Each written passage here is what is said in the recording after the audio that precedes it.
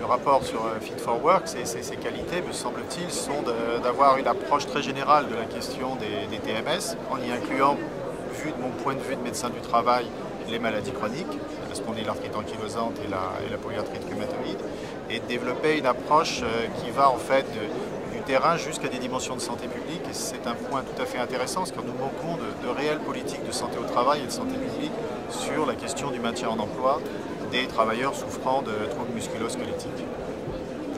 Alors, ce qu'il faut savoir du contexte français sur les troubles musculo-squelettiques et les maladies ostéo-articulaires chroniques, c'est que c'est la première cause de maladie professionnelle en ce qui concerne les troubles musculo-squelettiques et une des toutes premières causes d'invalidité après les problèmes psychiatriques. Donc ça a un coût social, humain et économique extrêmement important, et peut-être plus important que dans d'autres pays d'Europe, du fait de spécificité de la législation, c'est le cas des maladies professionnelles, et peut-être aussi de spécificité des conditions de travail en France.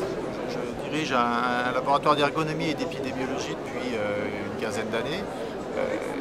Ce qui a changé depuis maintenant une dizaine d'années, c'est vraiment l'émergence importante des troubles musculo-squelettiques au-delà d'une question de médecin. C'est-à-dire qu'avant, c'était une question médicale, où en fait, quelle était la meilleure stratégie de traitement ou d'intervention chirurgicale.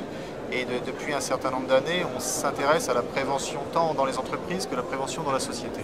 Et le fait de passer à l'échelle de la société en termes de prévention est un élément relativement récent, comme la prise en compte du maintien en emploi suite aux travaux nord-américains et notamment québécois du milieu des années 80, début des années 90. Donc ça, c'est une nouvelle perspective, la question du maintien en emploi des travailleurs handicapés.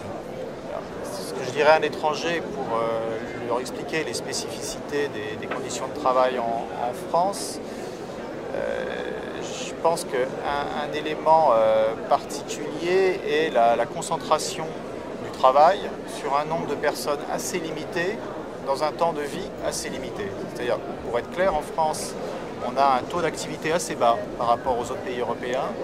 On a une entrée dans le travail assez tardive et une sortie du travail très précoce.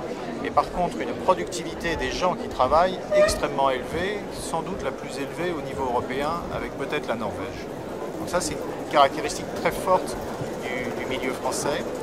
Un autre élément est la difficulté des relations de travail en France par rapport à des pays du Nord, des pays à forte tradition social-démocrate comme l'Angleterre et l'Allemagne par exemple, qui est habituée à la cogestion des conditions de travail. En France, on a une tradition plutôt d'opposition entre les exécutants et les dirigeants, c'est historique, qui complique singulièrement la prévention des troubles musculo-squelettiques dans notre pays et même la prise en compte des maladies comme la polyarthrite rhumatoïde ou la spondylarthrite dans la dimension maintien en emploi.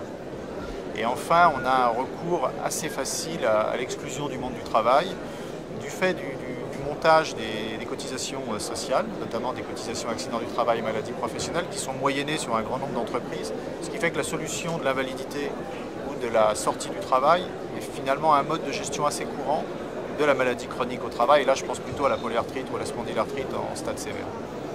Oui, ce credo du travail à la fois cause et remède des pathologies ostéo-articulaires, c'est quelque chose d'important.